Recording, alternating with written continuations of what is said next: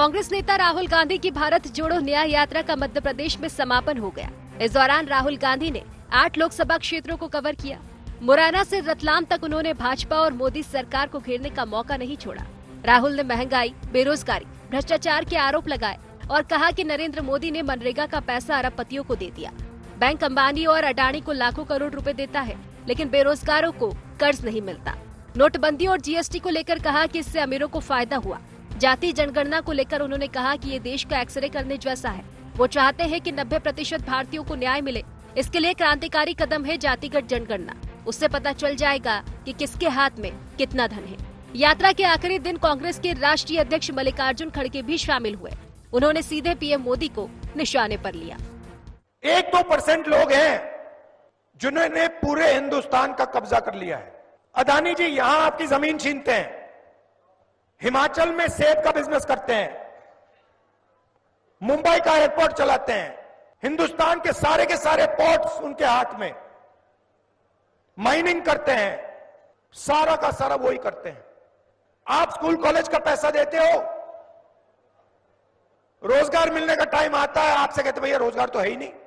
सबसे पहला कदम जाति जनगणना, जिससे सबको पता लग जाएगा किसकी आबादी कितनी है, आदिवासी कितने हैं, उनके पास कितना धन है, कितनी संस्थाओं पर उनका कंट्रोल है। मोदी के जमाने में 45 सालों में सबसे ज्यादा अगर बेरोजगारी कब हुई तो वो मोदी जी के जमाने में हुई। बढ़ती महंगाई सबसे ज्यादा कब हो गई, वो मोदी जी के जमाने में हुई। 2 करोड़ नौकरियां देने का वायदा किया था, वो गारंटी दिए थे, क्या वो गारंटी कामयाब हो गई? किसानों की आमदनी मैं 2 गुना कर दूंगा, हो गई किसानों की आमदनी 2 गुना। ये कहता हूं कि मोदी झूठ बोलते हैं और झूठों के सरदार है। कांग्रेस की राहुल गांधी की भारत जोड़ो न्याय यात्रा से लोकसभा चुनाव में बड़ी मदद मिलने की उम्मीद है। वहीं भाजपा इस पर तंज कस रही है। राहुल ने ग्वालियर चंबल से न्याय यात्रा का आगाज किया तो सीएम डॉक्टर मोहन यादव और केंद्रीय मंत्री ज्योतिरादित्य सिंधिया ने उसी अंचल में सभाएं कर कांग्रेस और राहुल गांधी पर तगड़ा पलटवार किया। राम मंदिर की लहर के बीच कांग्रेस सपा गठबंधन को निशाने पर लेते हुए सीएम डॉक्टर मोहन यादव ने कांग्रेस को कार सेवकों की हत्या का पाप का भागीदार बताया। भैया साहब पैदल घूम रहे हैं। उनकी पार्टी ने पहले तो भगवान राम का विरोध करा, भगवान राम के जन्म स्थान का विरोध करा, और आप क्या कहते हैं, राम आपके ही नहीं राम हमारे भी है। हाँ भैया, हमारे और तुम्हारे राम में ये अंतर, हम तो जय श्री राम करके कार सेवा का आंदोलन करने गए और तुम और तुम्हारे साथ वालों ने गोलियां चलाई, कांग्रेस ने पीठ थपथपाई उनको। ये पाप आपके माथे है, इसको कोई नहीं बचा सकता। कांग्रेस राहुल गांधी की भारत जोड़ो न्याय यात्रा से चुनावी माहौल बनने की उम्मीद कर रही है, तो वहीं भाजपा ने भी इस यात्रा को बेअसर करने में कोई कोर कसर नहीं छोड़ी। राहुल ने नाकामियों का आरोप लगाकर मोदी सरकार को घेरा। जातिगत जनगणना की मांग से ओबीसी को न्याय सभा कर आदिवासियों को साधने की कोशिश की है। अग्निवीर पटवारी परीक्षा से उन्होंने युवाओं को भी पाले में लाने का प्रयास किया। एमएसपी का वादा कर उन्होंने किसानों को लुभाया, तो वहीं राम मंदिर के मुद्दे पर कार सेवकों के संहार के पाप में कांग्रेस को भागीदार बताकर सीएम डॉक्टर मोहन यादव ने राहुल गांधी के सभी अस्त्रों को एक ही वार से बेअसर करने की कोशिश की। Bureau report, IND24।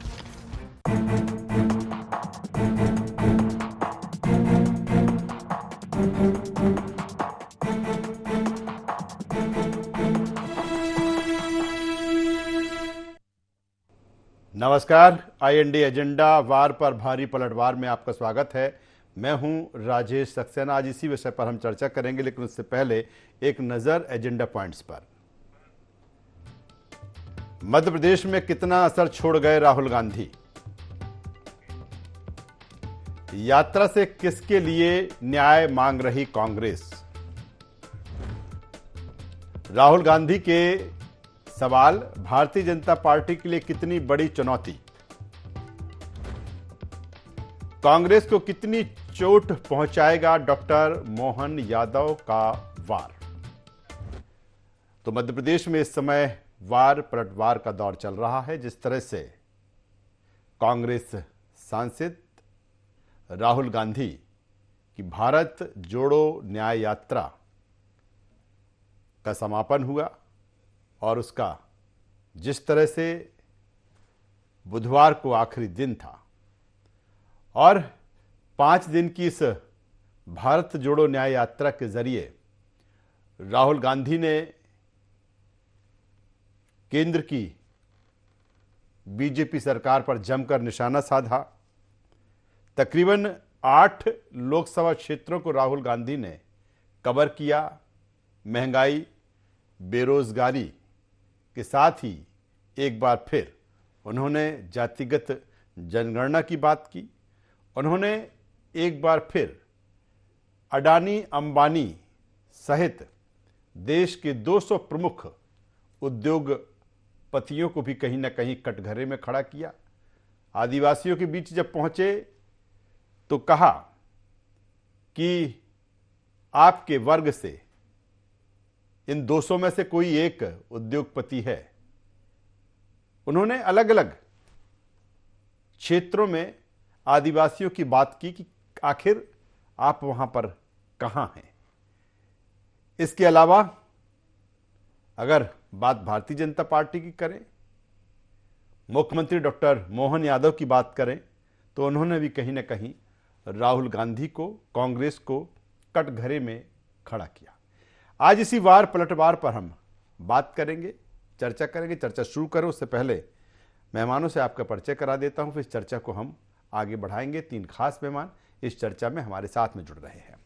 हमारे साथ में हैं प्रताप भानु शर्मा जी, पूर्व सांसद, मध्य प्रदेश कांग्रेस। स्वागत है प्रताप भानु शर्मा साहब आपका। नमस्कार।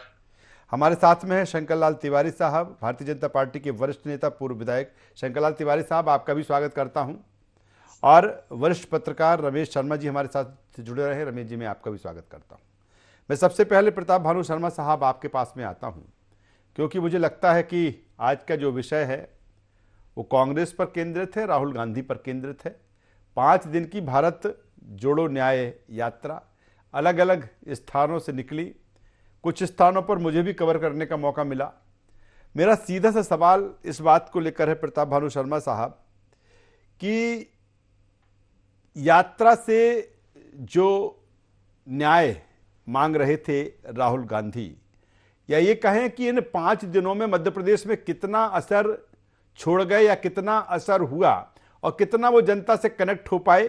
प्रताप भानु शर्मा साहब जी। राजेश जी, ये 5 मुद्दों को लेकर एजेंडा, 5 एजेंडा प्रमुख मुद्दों को लेकर ये राहुल गांधी की न्याय यात्रा 6700 किलोमीटर लंबाई की पूरे देश को मणिपुर, नॉर्थ ईस्ट से कनेक्ट करते हुए मुंबई में इस महीने में समाप्त होगी और बड़े उद्देश्यपूर्ण है।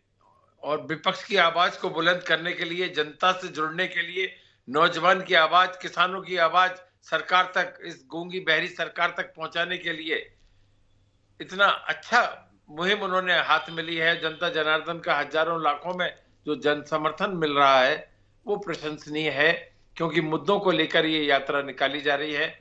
बेरोजगारी, किसान के एमएसपी का देने का जो वायदा किया था सरकार ने वायदा किया था किसान के, मोदी जी ने वायदा किया था किसान की आमदनी 2022 तक दुगनी कर देंगे, 2 करोड़ लोगों को रोजगार देंगे, ये भी मोदी जी ने कहा था। 15-15 लाख रुपए सबके खाते में आ जाएंगे। 500 लाख करोड़ का जो काला धन, तथा कथित काला धन बताते थे, उस देश में वापस लाएंगे और अच्छे दिन आने वाले हैं। कहाँ के अच्छे दिन आ गए?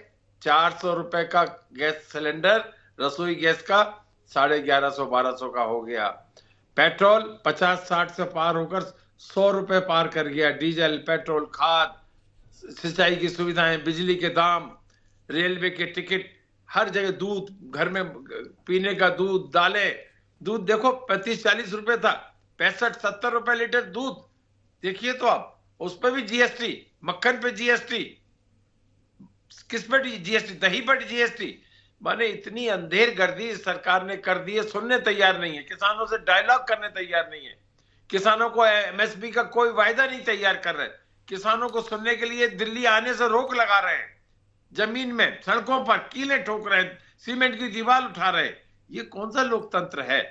इन सब बातों को जब मीडिया कवर नहीं कर रहा है तो हमारे पास, कांग्रेस के पास कोई और चारा नहीं था कि जनता जनार्दन के बीच में जाकर सीधी संवाद करें, चर्चा करें और उनकी क्या कठिनाइयां, उनके व्यवहारिक सुझाव क्या हैं, उनको हम अपने मैनिफेस्टो में लेकर आए और इस सरकार के दोहरे चेहरे को, इनके कथनी और करनी की फर्क। आज मोदी जी कहते हैं कि रोजगार की गारंटी है, फला चीज की मोदी की गारंटी है। अरे मोदी जी ने तो कहा था 2 करोड़ लोग हर साल रोजगार देंगे, क्या हुआ उस गारंटी का? किसान की आमदनी दुगनी कर देंगे, क्या हुआ उस गारंटी का? ये सब बातें यदि एक्सपोज नहीं करेंगे, लोकतंत्र है, जनता का। चलिए, मैं आता हूं प्रताप भानु शर्मा साहब, शंकरलाल तिवारी जी से जवाब ले लेता हूं। शंकरलाल तिवारी साहब, 5 दिनों की राहुल गांधी की न्याय यात्रा, और वो कह रहे हैं कि 1-2% लोगों की ही हाथ में पूरे देश का कब्जा है। वो नाम गिनाते हैं टॉप पर, अडानी अंबानी की बात करते हो, ऐसे 200 लोगों के लिए कहते हैं कि 200 लोगों के हाथ में पूरी वो है, सारी ताकत उनके हाथ में है, देश पर कब्जा है। और साथ ही में जिस तरह से वो कह रहे हैं कि कहीं ना कहीं वादा खिलाफी की मोदी सरकार ने, बेरोजगारी, भ्रष्टाचार की वो बात कर रहे हैं, वो जातिगत जनगणना की बात कर रहे हैं। वो कहते हैं कि हम इसी की न्याय लेने के लिए इस यात्रा पर निकले। क्या कहेंगे शंकरलाल तिवारी साहब? वो क्या कर रहे हैं इससे तो बड़ा मतलब नहीं है, पर सोते सोते वो जरूर परेशान हो जाते हैं, लगता है राहुल भैया सोते जगते सब समय। तो या तो उनके मुंह से मोदी निकलता है, मोदी मोदी, और या तो अडानी अडानी निकलता है। पर उनसे कौन सवाल करे? मैं सोचता हूँ आदरणीय शर्मा जी मेरे वरिष्ठ हैं, मैं उनको प्रणाम करता हूँ, पर कांग्रेस पार्टी से कौन सवाल करे कि जब राजस्थान में अडानी से समझौता आपके मुख्यमंत्री गहलोत जी करते हैं और उद्योग धंधे लगाने की बात करते हैं। अभी आप जीते तेलंगाना में, कांग्रेस की सरकार बनी, अभी हम अडानी जाकर के वहां मैंने कांग्रेस मुख्यमंत्री ने उसके लिए पलक पावड़े बिछाए, लाल कालीन बिछाए। उद्योग लगाना और उद्योग चलाना, आज टाटा के बारे में क्या विचार है? टाटा, मैं सोचता हूँ टाटा जी हिंदुस्तान के नहीं दुनिया के सबसे बड़े दानी हैं। इतने ही नहीं, आपने इतना अडानी अडानी किया, आपने इतना राफेल किया, देश के प्रधानमंत्री को विदेशों में जाके आपने चोर चोर चिल्लाया, पर कहीं कुछ नहीं मिल पाया। और 14 में जब हमारी सरकार बनी थी तो सिर्फ सुप्रीम कोर्ट में, ये जेल में, वो जेल में, मांझी जेल में, कांझी जेल में, सुरेश कलमाडी जेल में। इस कारण से देश की जनता ने कहा कि भैया अन्ना हजारे, एक वृद्ध आदमी बैठा था दिल्ली में प्राण देने के लिए, और इस सब कारणों से आप गए हो। आप न्याय यात्रा की बात कर रहे हो, न्याय यात्रा 50 साल काहे नहीं निकाली? एक जन आंदोलन कांग्रेस पार्टी ने मध्य प्रदेश में किया हो जो सर्वव्यापी रहा हो, जिसमें आम जनता शामिल हुई हो, एक जन आंदोलन नहीं। बात करोगे किसान की, बात करोगे मजदूर की, बात करोगे बेरोजगारी और युवा की, बताओ कोई दूध पीने वाले मजदूरों ने कोई जन आंदोलन किया हो? नहीं किया। विपक्ष की भूमिका कांग्रेस को रास आती नहीं, ये दूध पीने वाले मजदूरों की पार्टी है, और इस समय जहाज डूब रहा तो सब उठे टूट के भाग रहे हैं। अब जब दिल्ली में पार्लियामेंट्री बोर्ड की बैठक कर दी है शर्मा जी, तब राहुल जी यहाँ घूम रहे। मुझे कोई लेना देना नहीं है कांग्रेस। मैं तो इतना ही कहना चाहता हूँ कि आपकी जानकारी में दे दूं, आप मेरे बहुत वरिष्ठ हैं, कि 400 रुपए में गैस सिलेंडर, आदरणीय उनको प्रणाम करता हूँ रमेश जी को भी, रमेश जी को मालूम होगा, आप हो सकते हैं न सुन पाए हो न्यूज, वहां मुख्यमंत्री ने 400 रुपए में गैस सिलेंडर देना शुरू कर दिया, लोगों को मिलने लगा। जहां जहां हमने घोषणा की है, आज देश के अंदर एक ही नारा चल रहा, गारंटी, और गारंटी में मोदी की गारंटी, भाजपा की गारंटी। और इसलिए अभी आप आंदोलन की बात कर रहे थे, किसान से बात नहीं करते, कितनी बार वार्ता हुई है। मैं सोचता हूं कि देश के इतिहास में किसी जन आंदोलन पर इतनी बार वार्ता नहीं होगी। चलिए, दूसरी सलाह एक नेक, आदर्श जी, दूसरी सलाह एक नेक, दूसरे के ललना का पलना झुलाने से ममता नहीं आती। वो आंदोलन आपका नहीं है, आप द्वारा प्रायोजित होगा। आप मदद कर रहे होंगे इसलिए कि अच्छा हुआ मोदी के खिलाफ नारे लग रहे हैं, पर आप बताइए उस आंदोलन में आपके किसी नेता को घुसने दे रहे हो? आप चलिए मैं आता हूं, शंकर तिवारी साहब आता हूं, मैं रमेश जी के पास में आता हूं। रमेश शर्मा साहब, जिस तरह से ये 5 दिन की यात्रा थी, भारत जोड़ो न्याय यात्रा, पहले भारत जोड़ो पर निकले थे, अब उसमें न्याय यात्रा, और यानी कि कहीं ना कहीं न्याय, और जिन सेक्टर्स का उन्होंने जिक्र किया, मेरा सीधा सा सवाल है कि ठीक है, अगर आप न्याय यात्रा पर निकले हैं, क्या इतना समय पर्याप्त है इन चीज़ों को पढ़ने के लिए, समझने के लिए, कि जानने के लिए? किसानों से भी चर्चा कर रहे हैं, खाट पंचायत भी कर रहे हैं, युवाओं से भी कर रहे हैं, कि जिन चीज़ों का वो सवाल उठा रहे हैं, किस रूप में देखते हैं राहुल गांधी की इस भारत जोड़ो न्याय यात्रा? देखिए, कुल मिलाकर के ये सारे के सारे सवाल हैं, ये राजनीतिक सवाल और चुनाव को ध्यान में रख करके हैं। किसी भी राजनीतिक दल को चुनाव में सफलता के लिए जो कमजोर बिंदु होते हैं वो उन्हीं को टच करता है और कहीं ना कहीं जनता को जोड़ने का प्रयास करता है। तो वो जो महंगाई की उन्होंने बात उठाई है, बेरोजगारी की बात उठाई है, स्वाभाविक रूप से चुनाव को ध्यान में रख करके ही उन्होंने ये सारी की सारी बात उठाई है। भाजपा का अगर आप अभियान देखें तो भाजपा का अभियान 2 चीज़ों पर केंद्रित है।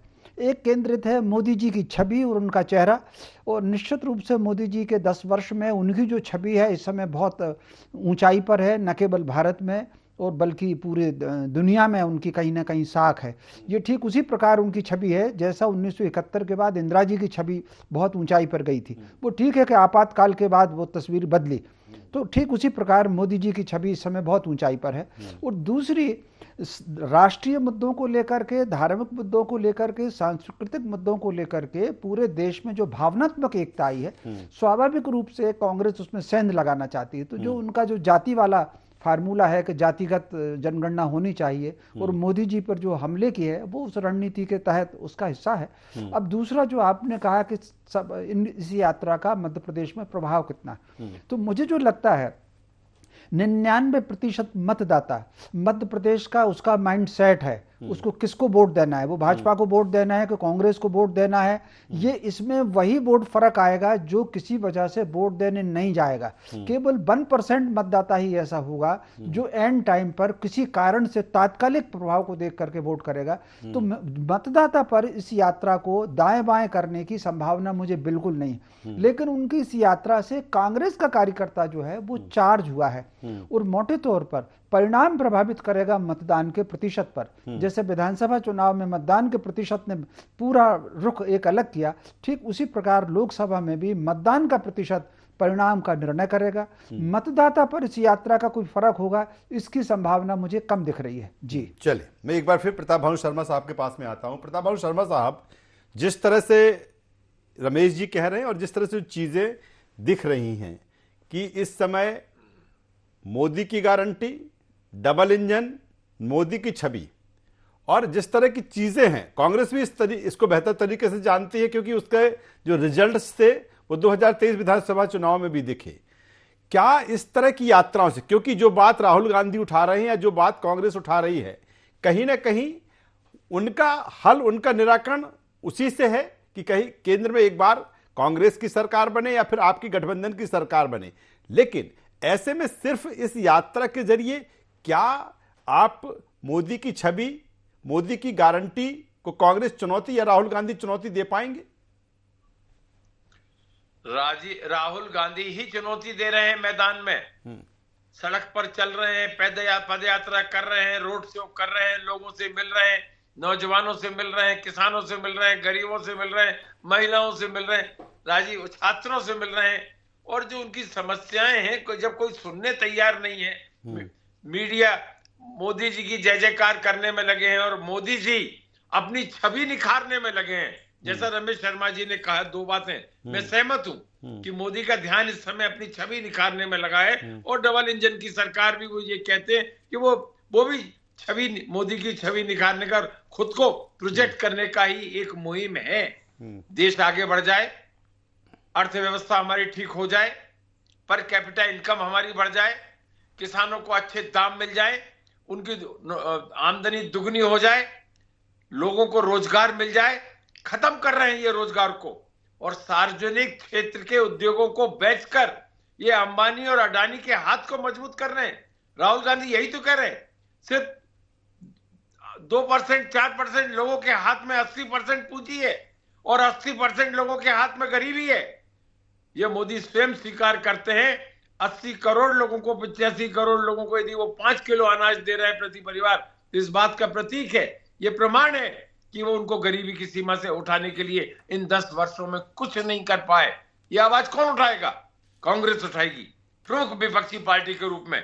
हम लोग यदि अध्ययन कर रहे हैं, हमारे पास विशेषज्ञ हैं जो जनता की आवाज उठा रहे हैं, तो इनको, बीजेपी वालों को और शंकर लाल जी को इस बात को गंभीरता से लेना चाहिए कि इसे व्यक्तिगत आक्षेप नहीं मानना चाहिए और किसी के चरित्र हनन की राजनीति भी नहीं करना चाहिए जो बीजेपी के हथियार होते हैं। राष्ट्रीय नीति पे बात करो, मुद्दों पे बात करो। और आपने क्या करा है? आज मोदी गारंटी किस बात की दे सकते हैं? अब की बार मोदी सरकार नहीं, बहुत हुई महंगाई की मार। अरे महंगाई की मार तो इन 5 वर्षों में हो गई, और जितनी महंगाई पेट्रोलियम प्रोडक्ट पर, खाद्य सामग्री पर, किसानों के इनपुट पर, सरकारी नोटिफिकेशन के, सरकारी फैसलों की वजह से हुई है, उनके टैक्स की वजह से हुई है। चलिए मैं आपके सवालों का जवाब शंकर लाल तिवारी साहब से ले लेता हूं। और राहुल गांधी ये आवाज उठाते रहेंगे, इसमें बुरा मानने की बात नहीं है। प्रताप भानु शर्मा, मोदी जी अपनी छवि चमकाने के लिए डबल इंजन मोदी की गारंटी की बात कर रहे हैं। डबल इंजन भी फेल हो गया, मोदी की गारंटी है भी फेल। चलिए प्रताप भानु शर्मा साहब, मैं जवाब ले लेता हूं। शंकर लाल तिवारी साहब जवाब दे दीजिए। प्रताप भानु शर्मा साहब, कांग्रेस के वरिष्ठ नेता जिस तरह से कह रहे हैं। शर्मा जी को मैं कैसे आग्रह करूं कि मोदी देश के प्रधानमंत्री हैं, अगर उनके चेहरे में चमक आती है, अगर दुनिया के देशों के राष्ट्राध्यक्ष कहते हैं कि मोदी इज 1 नंबर, अगर बात करो ये शंकर लाल जी, आदरणीय सर बोला नहीं, ठीक है शंकर लाल तिवारी साहब बोलेंगे जी। ठीक है प्रताप भानु शर्मा साहब जी बोलिए। शंकर लाल तिवारी साहब, मैं ये कह रहा हूँ कि आप प्रधानमंत्री हैं मोदी जी, ये मत भूला करिए, आप बहुत वरिष्ठ हैं। और यदि उनके चेहरे में चमक है, उनकी वाणी में ओज है और उनको जनता का जन समर्थन प्राप्त है, हिंदुस्तान के अंदर तो अभी अभी माननीय रमेश जी ने बताया कि 99% लोगों का माइंड सेट है। और दुनिया के भी, आप भी जानते हैं शर्मा जी, आपकी मजबूरी है, दुनिया के देशों ने भी हिंदुस्तान के चुनाव को देख शंकर लाल जी, दुनिया के देश भी यहाँ हिंदुस्तान के चुनाव पर और पत्रकार नजर गड़ाए हुए हैं। और तमाम देशों की तरफ से ये वॉइस आई है कि मोदी पुनः आ रहे हैं। आप कह रहे थे बहुत हो गई मार, क्या क्या कह रहे थे अपने कांग्रेस पार्टी के, कोई नारा है महंगाई का क्या है? अब की नारा एक ही है, 400 पार। हिम्मत देखिए, जब 14 में हम जीते तो हम 34-33% वोट पाए, और जब दोबारा हम जीते उससे दुगने वोट हम पाए देश के। कांग्रेस को विचार करना चाहिए। आप जैसे वरिष्ठ लोग अभी भी हैं, कांग्रेस में झगड़ा चल रहा है आदरणीय, सयानों का और नए युवाओं का। जो युवक कांग्रेस के जमाने में, चंद्रशेखर के जमाने में, अन्य लोग, गुलाम नबी आजाद के जमाने में चलता था, आज वही झगड़ा कांग्रेस को पूरी तरीके से झकझोर है। बड़े साहब का फोन, राहुल साहब का फोन, शहजादे साहब का फोन आता है कि सचिन पायलट को बनाओ। चलिए ऊपर के नेता और कहते हैं कि नहीं, गहलोत रहेगा। चलिए शंकर लाल तिवारी साहब, रमेश जी से वक्त कम है, मैं रमेश जी से फाइनल कमेंट सुनूंगा। एक आधा सेकंड जी सर, जी सर, जी सर, शंकर लाल जी, जी सर, जी सुनिए तो, विद्वान पत्रकार है वो हमारे। जातिगत जनगणना को मैं यही मानता हूं कि कांग्रेस ने 50 साल 60 साल देश को लोकतंत्र में नहीं जाने दिया। इतना ही नारा था, ठाकुर बामन तुरुक चबा, ये पुराना नारा है। अब जब हम लड़के, चलिए मैं रमेश जी से वही सवाल ले लेता हूं।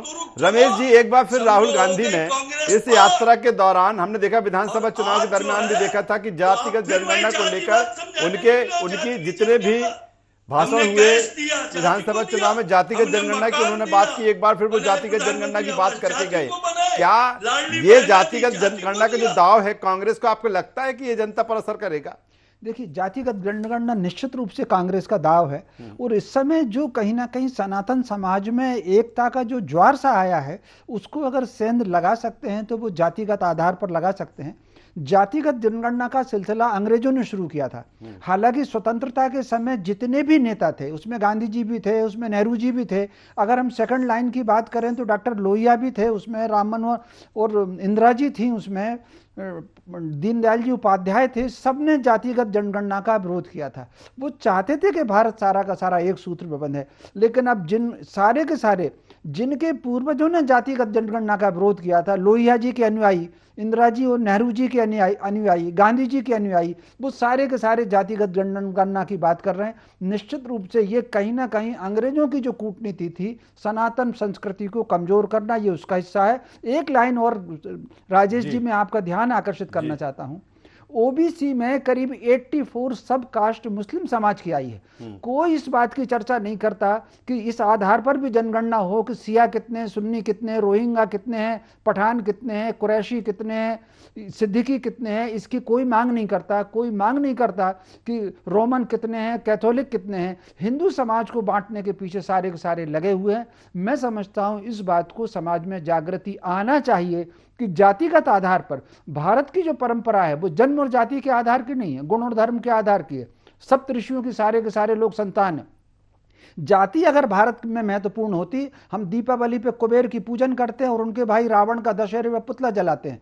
अगर जाति महत्वपूर्ण होती तो ये कहीं ना कहीं स्थिति नहीं होती। हिरण्याकश्यप को क्या समझते हैं और उसके पुत्र प्रहलाद को हम कितना सम्मान करते हैं। भारत में गुण कर्म के आधार पर सम्मान रहा है, जाति नहीं रहा है। सनातन धर्म को उसको समझना चाहिए। राजनेताओं को राजनीतिक लाभ के लिए सनातन धर्म को बांटने का बेहतर बात रमेश जी आप कर रहे हैं। तमाम सारे सवाल हैं जिन पर चर्चा न केवल मध्य प्रदेश में बल्कि पूरे देश में, और अब राहुल गांधी की जो भारत जोड़ो न्याय यात्रा है मध्य प्रदेश से आगे निकल चुकी है। लेकिन तमाम तरह के जो सवाल हैं अभी भी सियासत में और राजनीति में तैर रहे हैं। यही कारण है कि वार पलटवार का जो दौर है वो चल रहा है। तीनों मेहमानों का धन्यवाद करता हूं, शुक्रिया करता हूं। तो जिस तरह से राहुल गांधी की भारत जोड़ो न्याय यात्रा और इस यात्रा के दौरान तमाम तरह के उनके सवाल और उनके सवालों का वैसा ही जिस तरह से जवाब भारतीय जनता पार्टी ने दिया या सरकार की तरफ से दिया गया।